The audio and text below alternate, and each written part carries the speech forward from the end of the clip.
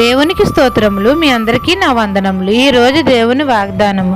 నీతిమంతుడు విశ్వాసం మూలంగా బ్రతుకును. హబక్కూకు గ్రంథము 2వ అధ్యాయం 4వ వచనము. సృష్టికర్త అయిన యెహోవా నీతిమంతుడు, విశ్వాసం మూలంగా బ్రతుకును అని మనతో సెలవిస్తున్నారు. దేవుడు పరిశుద్ధుడు, పూజార్హుడు. మన దేవుడు యథార్థవంతుడు కనుక మనము యథార్థవంతులుగా నీతిమంతులుగా జీవించాలి. మన తండ్రి అయిన యెహోవా అబ్రహామును నీతిమంతుడుగా ఎంచాడు. అబ్రహాము యొక్క విశ్వాసము అతనికి నీతిగా ఎంచబడింది.